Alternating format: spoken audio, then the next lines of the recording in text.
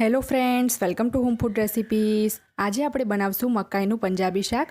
આ પંજાબી શાક ખાવામાં એકદમ ટેસ્ટી લાગે છે અને આ શાકને બનાવીને તમે લંચ કે ડિનરમાં રોટલી, પરાઠા, બ્રેડ કે પાઉં સાથે ખાઈ શકો છો। આ શાક બનાવવું પણ એકદમ સરળ છે અને આજે હું તમને પરફેક્ટ માપ સાથે આ શાક કેવી રીતે બનાવવું એ શીખવાડીશ, જેથી જો તમે આ શાક પહેલીવાર બનાવશો તો પણ એ તમારાથી પરફેક્ટ જ બનશે। તો ચલો જોઈ લઈએ મકાઈનું પંજાબી શાક બનાવવાની સ્ટેપ બાય સ્ટેપ રેસિપી। સૌથી પહેલાં મેં ગેસ ઉપર એક પેન ગરમ કરવા મૂકી દીધું છે। એમાં આપણે 2 મોટી ચમચી એટલે કે 2 ટેબલસ્પૂન તેલ ઉમેરીશું અને તેલ જ્યારે સરસ ગરમ થઈ જાય ત્યારે આપણે એમાં 1 ચમચી જીરું ઉમેરીશું। જીરાની સાથે જ આપણે એમાં બધા ખડા મસાલા ઉમેરીશું, જેની અંદર છે 1 ઇંચનો તજનો ટુકડો, 3 લવિંગ, 1 નાનું ફૂલ જાવંત્રી, 1 બાદિયો અને 1 ડગર ફૂલ છે। તો આ બધા જ ખડા મસાલા એડ કરવા ખૂબ જ જરૂરી છે, નહીં તો આ શાકનો ટેસ્ટ પંજાબી શાક જેવો નહીં આવે। તો ખડા મસાલાની સાથે જ આપણે એની અંદર આદુ અને લસણ પણ ઉમેરી દઈશું। તો અહીંયા મેં અડધા ઇંચનો આદુનો ટુકડો ઝીણો સમારીને લીધો છે અને 6 થી 7 લસણની કળી લીધી છે, એ ઉમેરી દઈએ। થોડુંક આપણે આને મિક્સ કરી લઈએ। સાથે જ આપણે એની અંદર 2 મીડિયમ સાઇઝના કાંદા ઉમેરી દઈશું, જે ગ્રામમાં 100 ગ્રામ છે। કાંદાને મેં મોટા જ સમાર્યા છે, એને ઝીણા સમારવાની જરૂર નથી, કારણ કે પછીથી એ પીસાઈ જ જશે। તો બધી જ વસ્તુને આપણે બરાબર મિક્સ કરી લઈએ અને 2 થી 3 મિનિટ માટે આપણે મીડિયમ ફ્લેમ પર બધું સાંતળી લઈશું। એકદમ વધારે સાંતળવાની જરૂર નથી, 3 મિનિટ સાંતળશો તો ઇનફ છે। 3 મિનિટ પછી આપણે એમાં 3 મીડિયમ સાઇઝના ટામેટાં એડ કરી દઈશું, જે ગ્રામમાં 180 ગ્રામ છે। ટામેટાં એડ કર્યા પછી આપણે તરત જ એમાં 1 ચમચી મીઠું નાખી દઈશું, જેથી એ જલ્દી કૂક થઈ જાય। અને હવે આપણે કાંદા અને ટામેટાં બંનેને ગેસની ફ્લેમ સ્લો રાખીને ઢાંકણ ઢાંકીને 5 થી 6 મિનિટ માટે સાંતળી લઈશું। તો હવે આપણે એના ઉપર ઢાંકણ ઢાંકી દઈએ। 6 મિનિટ કૂક કર્યા પછી આપણે ઢાંકણ હટાવી લઈશું। હવે તમે જોઈ શકો છો કે કાંદા અને ટામેટાં થોડાક સોફ્ટ થઈ ગયા છે। તો ગેસની ફ્લેમ આપણે બંધ કરી દઈશું અને એને ટોટલી ઠંડુ થવા દઈશું। ટોટલી ઠંડુ થાય પછી જ આ મિશ્રણને આપણે એક મિક્સર જારમાં એડ કરવાનું છે અને એને આપણે ખડા મસાલાની સાથે જ પીસી લેવાનું છે। જો તમે આમાંથી કંઈ પણ કાઢી લીધું તો પંજાબી શાક ખાતા હોય એવો ટેસ્ટ નહીં આવે। તો ખડા મસાલા સાથે જ એને એકદમ બારીક પેસ્ટ બનાવી દઈશું। તો અહીંયા મેં બધું જ બરાબર પીસી લીધું છે। હવે આપણે શાક બનાવી લઈએ। તો સેમ પેન મેં ગેસ ઉપર મૂકી દીધું છે ગરમ કરવા। એની અંદર આપણે 1/4 કપ એટલે કે 25 ગ્રામ જેટલું બટર ઉમેરી દઈશું। બટર એડ કરવાથી શાકનો ટેસ્ટ ખૂબ જ સરસ આવે છે। તમે ચાહો તો બટરની જગ્યાએ તેલ પણ લઈ શકો છો। તો બટરને આપણે બરાબર પીગાળી લઈશું।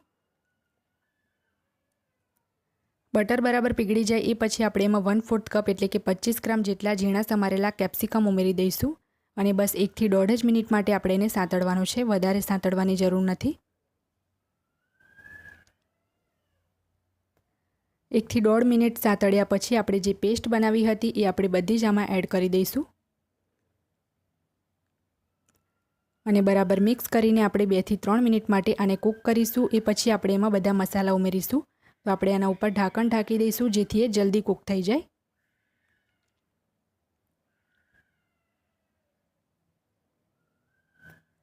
ત્રણ મિનિટ પછી આપણે ઢાંકણ ખોલી લઈશું।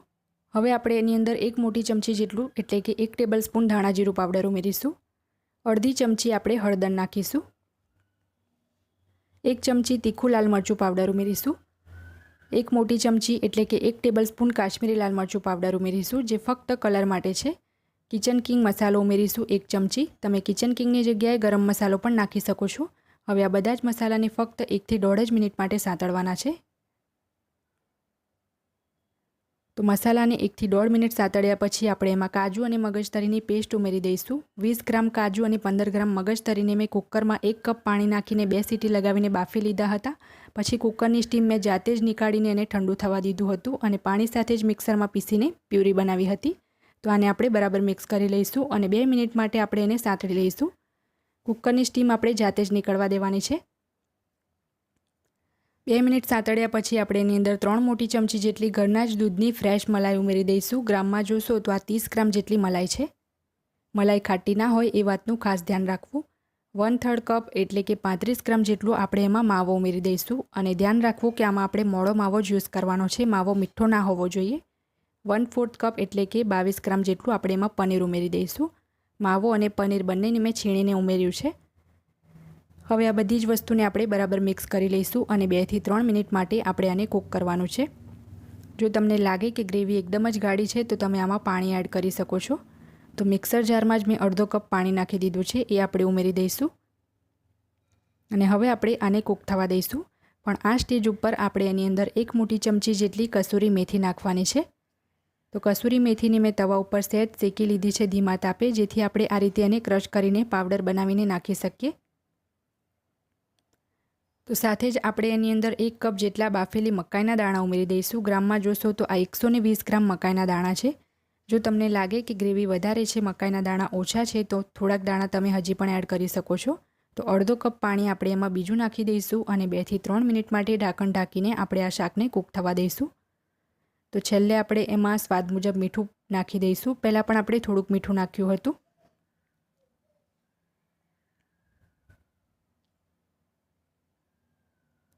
બે થી 3 મિનિટ પછી તમે જોઈ શકો છો કે માવા અને મલાઈ એડ કરવાને લીધે બધું જ ગ્રેવીમાંથી તેલ ઉપર આવી ગયું છે. અને 1/4 કપ મકાઈના દાણા મેં બીજા પણ ઉમેર્યા હતા, કારણ કે ગ્રેવી મને થોડીક ઓછી લાગતી હતી. તો છેલ્લે આપણે ગેસની ફ્લેમને બંધ કરીને આની અંદર ઝીણા સમારેલા લીલા ધાણા નાખી દઈશું અને હવે આ શાકને આપણે સર્વ કરી લઈશું. આનાથી પહેલાં પણ મેં મકાઈના એક શાક બનાવવાની રેસીપી શેર કરેલી છે. જો તમારે મારી એ રેસીપી જોવી હોય તો આ વિડીયોની નીચે ડિસ્ક્રિપ્શન બોક્સમાં એની હું લિંક આપી દઈશ. હવે તો સિઝન વગર વરસાદે પણ આખું વરસ મકાઈ મળતી જ હોય છે. તો જ્યારે પણ તમને મન કરે ત્યારે તમે આ શાક બનાવીને રોટલી, ભાખરી, પરાઠા સાથે ખાઈ શકો છો.